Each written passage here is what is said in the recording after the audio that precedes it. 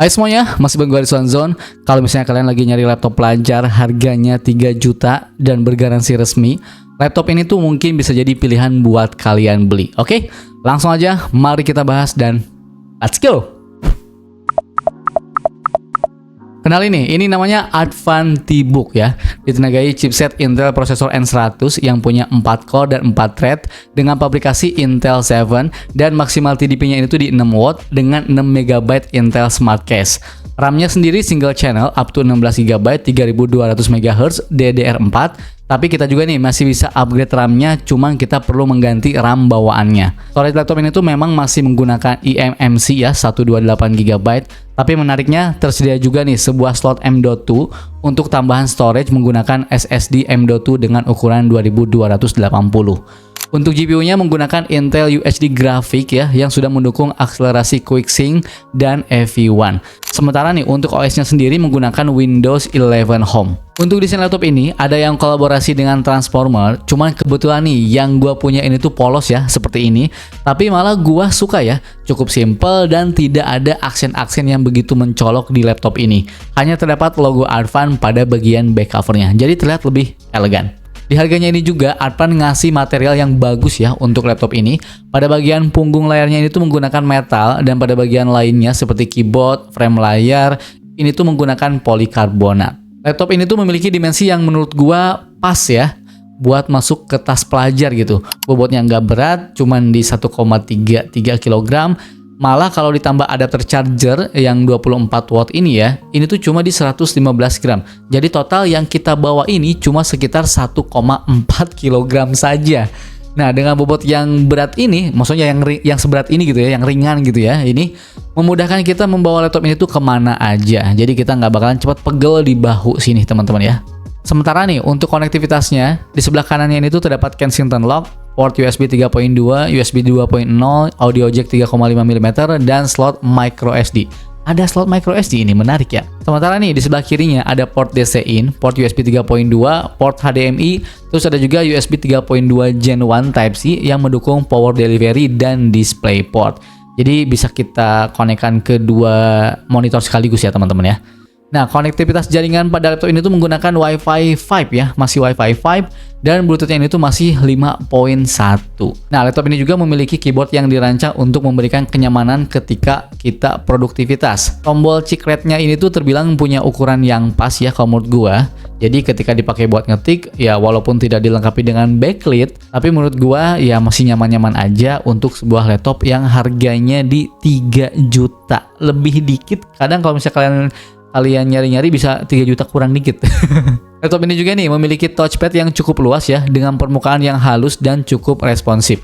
Ketika digunakan baik dengan 1 jari, 2 jari, 3 jari, bahkan 4 jari sekalipun. Dari sisi audio nih teman-teman ya, laptop ini tuh menggunakan 2 buah speaker stereo yang posisinya ada di bawah ya, dengan kualitas yang lumayan ya untuk di kelas harganya. Ya kita nggak bisa ekspektasi lebih teman-teman ya, mengingat harganya yang terjangkau.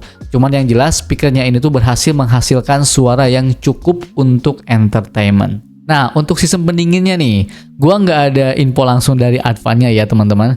Tapi dari yang gua baca-baca, laptop ini tuh hanya mengandalkan sistem pendingin pasif. Jadi tidak ada kipas ataupun heat pipe di laptop ini. Ya poin plusnya adalah jadi laptop ini tuh nggak berisik ya, hening gitu ya. Cuman ya kalau kerja berat banget, cepat angetnya.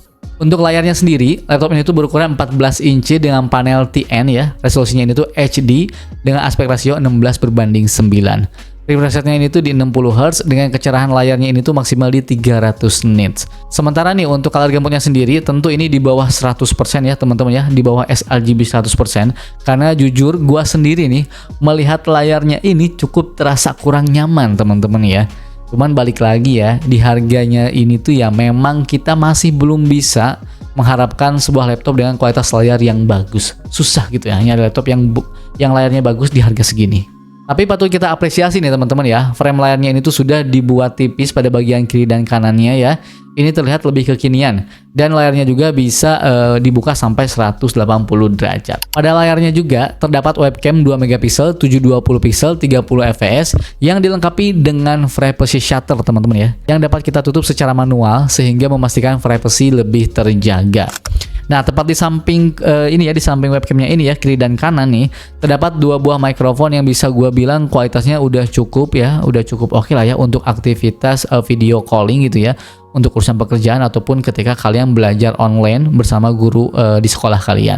Nah nih, untuk urusan performanya nih ya, kita benchmark menggunakan beberapa aplikasi. Nah, kalian bisa lihat sendiri ya teman-teman ya untuk skornya.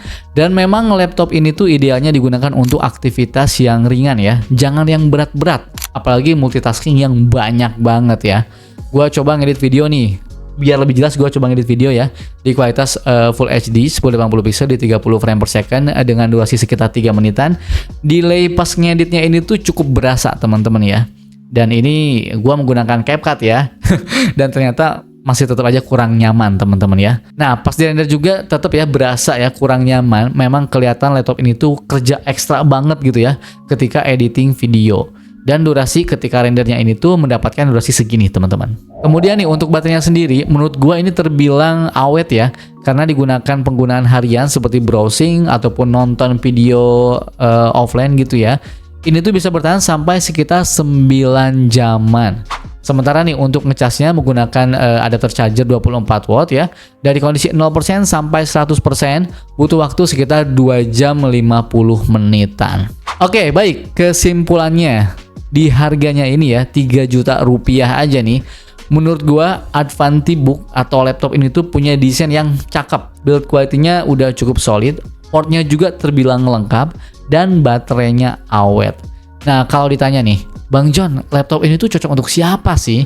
Nah, sebenarnya bisa buat siapa aja, asalkan yang kebutuhannya ringan-ringan aja. Misalnya browsing, ngetik-ngetik ya, sedikit-sedikit buka Excel gitu ya.